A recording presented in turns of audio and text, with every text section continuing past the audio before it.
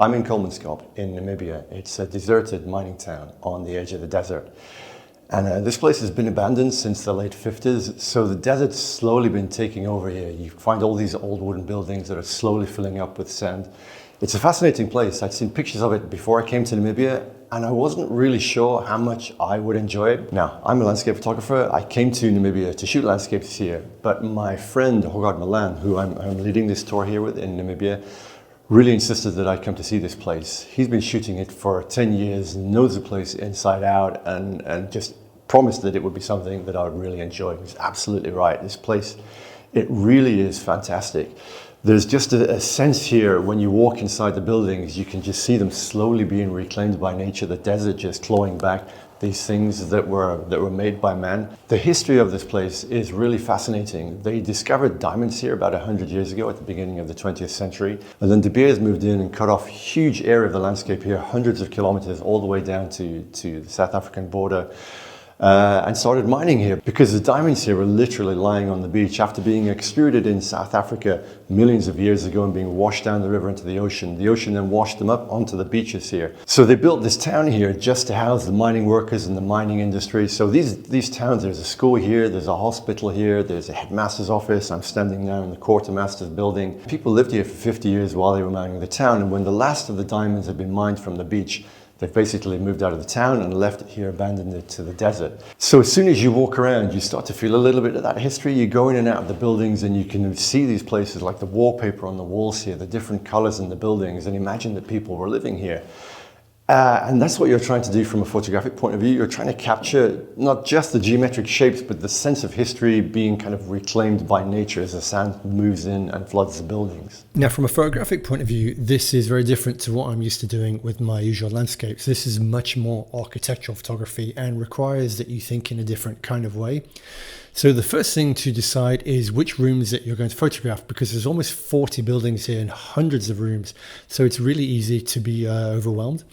The first two things that you're looking for are rooms that have kind of multiple doors that lead to other rooms, because that gives you depth that the eye can wander through the different doorways, and there's often splashes of color from the walls of the different rooms. So a room like this, which has multiple rooms beyond it, the eye moves through it in a much more interesting way than a room like this, which is just really the wall and the sand. And then you're looking for rooms that don't have any footprints in them. Now, this is quite tricky because the place is open to the public in the afternoon and people pretty much explore all the buildings. But for me, the footprints in the sand, they kind of break the immersion in the scene. It's that untouched sand that kind of flows with the wind that gives the feeling that this place has been reclaimed by the desert, and it creates these really interesting shapes in the sand. So when you've got footprints, I think it kind of breaks that a little bit. And you can see here, I love this room with the colors and the different doors, but the footprints are really distracting. And so a room like this with clean sand just works so much better, in my opinion. It's the same with this corridor. The room and the color and the light were great, but I really wish the textures in the sand were filled the whole of the corridor and they hadn't been disturbed by these footprints. So finding these rooms can be quite challenging, and it often involves kind of clambering into some of the more difficult to access buildings. It's like this one here where you have to go through this sort of broken hole in the door to get into the room, or climbing through windows. But it really is worth it. When you do that, you have these rooms completely to yourself, and so you can spend as much time as you like there with composition and getting it right. And composing in these rooms can get pretty complex. The first thing that you've got to ensure is that you make sure all of your verticals and all of the horizontals in the door frames are straight and level. So nothing's leaning back, nothing's tilted. Because when you're looking through, you'll really notice that in the frame. And you also have to make sure that the multiple doorways that you have, that the doorways are always kind of parallel with each other, that you're not cutting any of the door frame off. So this kind of leads to loads of sort of tiny micro adjustments, just moving the camera like a few millimeters to the left or right and tilting it up and down to get it right. And in this room, you also have a choice. If you move to the right here, you can include this old meter on the wall, but that means you lose the right-hand side of the door. So here in the end, I decided to capture both.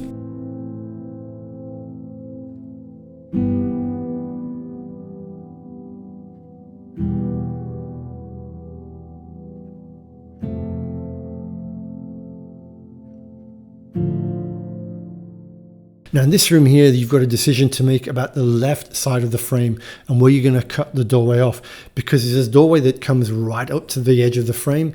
So you're going to have to cut that off. It's quite dominant on the long side of the frame, so you're going to have to cut that off, as well as making sure you keep all of the verticals very vertical. And another issue that you have in this room is that the sand comes very close to the bottom of the camera. So getting everything in focus from the sand in front of the camera to the distant room is pretty much impossible, and you need to focus stack here.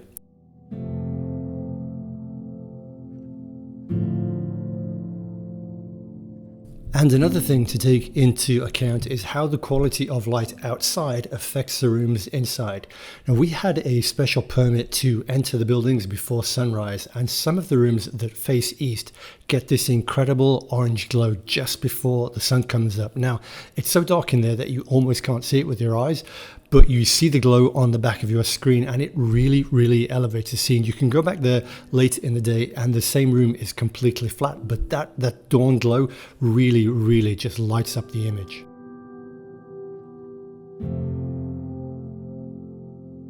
So this is the kind of place that you really do need quite a bit of time to explore and really fully appreciate.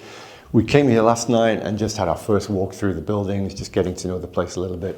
We're here this morning at sunrise to get some nice glows, and then we're going to be back here again in the afternoon just to explore some more buildings and really feel that we've explored the place.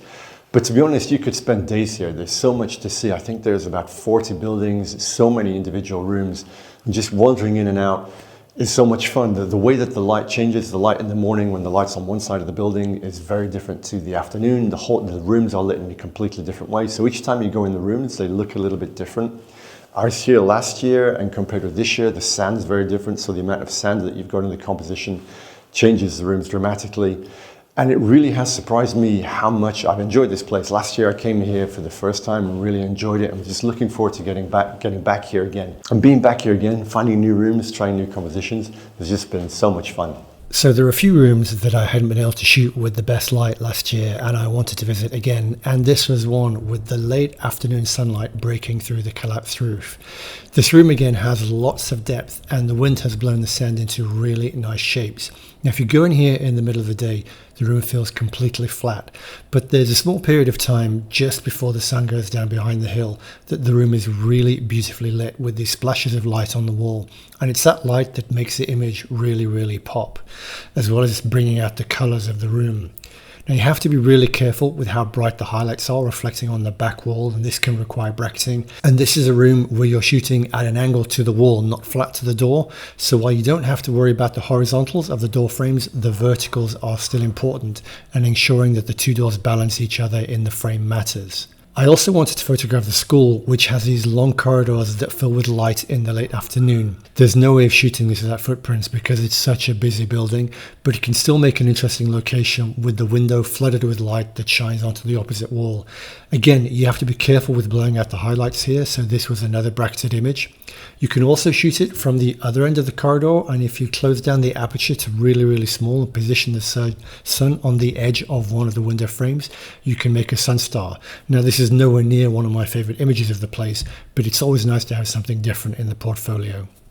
So it's pretty much time for breakfast now, and I really do need a coffee. So I hope it's been interesting, and if you've enjoyed the video, please like and subscribe. It really does help support the channel. And if you enjoy the photography, if you enjoy the way that I talk about photography, I'd love to have you join me on one of my future workshops. Coming back here to Namibia next year, and I'll be back here again in 2025. We're planning something totally new for that. But I've got workshops all over the world, going to Patagonia, to Greenland, to Iceland, to the Dolomites.